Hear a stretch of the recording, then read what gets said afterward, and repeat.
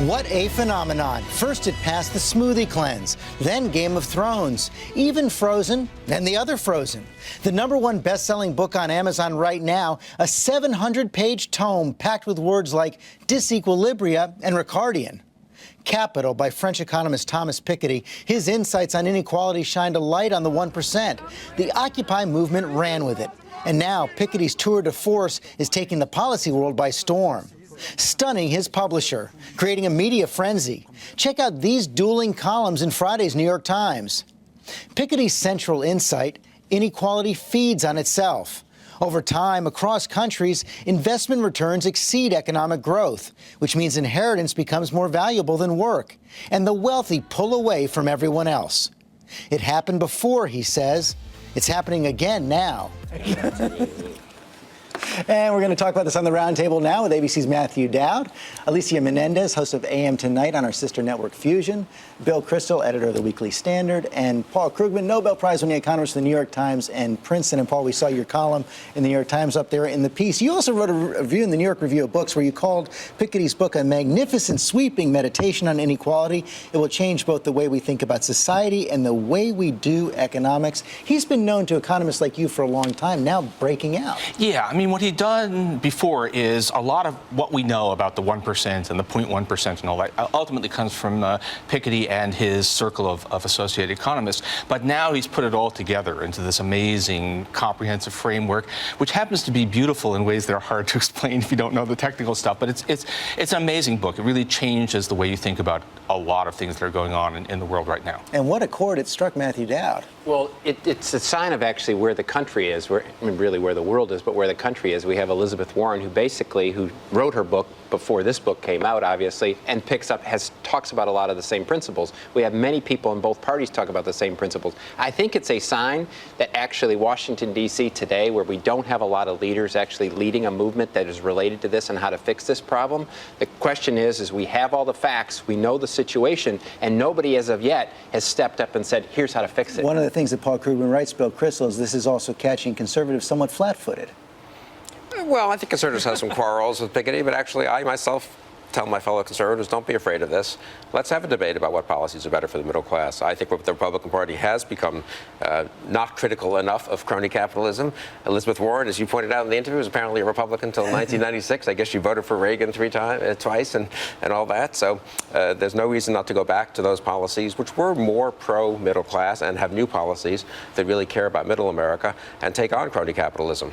Yeah, I think that, but what's really important is not just, Piketty talks a lot about the period, the Gilded Age, where there wasn't a whole lot of crony capitalism, because there wasn't a whole lot of government, but was still very much an oligarchy, largely based on inherited wealth, even more so in Europe than in the United States. And he says we're heading back to that. So if you try and put it into a framework where it's all about cronyism, you're not going to get there. Piketty is actually saying, unless you have the kinds of things we've done away with, which is really high inheritance taxes, and unless you do away with policies that are deliberately designed to restrain the influence of great wealth, you evolve back into that kind of society which we don't want to be. The Gilded Age was all about, in the U.S., crony capitalism. What was the Teddy Roosevelt critique of the Gilded Age? That people had favors from government, the railroad barons, etc. I worry less about punishing the wealthy and more about helping the middle class. And there, I think the Republicans, I think a lot of Republicans are advancing ideas on that. Some Democrats that doesn't go nearly. He would say that doesn't go nearly far enough. But one of the reasons this does strike a chord, Alicia, is you saw again this week in the New York Times this pretty stunning thing. I mean, everybody's been aware that the middle class feel like they're falling behind. Some confirmation this week that we're not even the top middle class country anymore. Canada's pulled ahead, and the poor in the United States falling behind many European countries. Right, and we know part of this is generational. I mean, for my generation, if you were lucky enough to have a college degree and you graduated after 2007, you came into one of the worst economies, and you will be playing a lifetime of catch-up. We also know that there's a racial component to this, that a white family is likely to have about 6 times as much wealth than a black or Hispanic family coming out of the recession. So we know those numbers, and I think where the rubber hits the road is whether or not you can actually do anything about it politically, given the amount of money that's now in our pool. There's a lot of American myths that are collapsing here, right? We have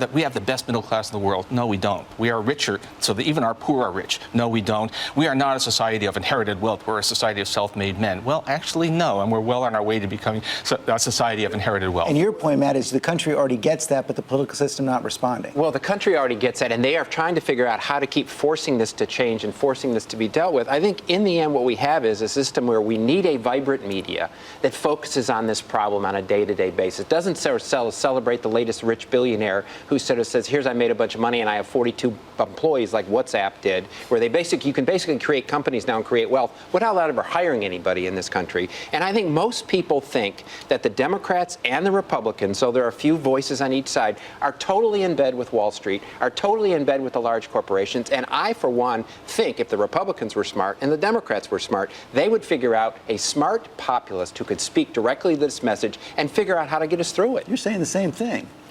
Yeah, but I think so. Let's do a little test. Will Republicans in the House, which they control in 2014, go after the big insurance companies, which have a total bailout, a slush fund in Obamacare to insure them against any loss, since they went along with Obamacare and are benefiting from it? Will the Republicans go after, and I think they will, the Export-Import Bank, 55% of whose loans go to Boeing?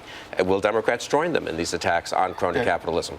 Those are tiny things. You should know that just by the numbers, those are tiny good examples. things. You but agree, they're don't not you? good examples. They're pretty much unique. I mean, you really look. No, great inequality in the United States is not created by government contracts. There is some of it. There is some abuse. There's people grazing on federal land without paying fees. There's coal companies extract. But that's actually not most of what it's about. And what the crucial thing is that Piketty is saying that unless you have active policies to combat concentration of wealth, it does tend to reach levels that are really scary. And I've got your populist Republican. It's called Teddy Roosevelt. Let's go with him.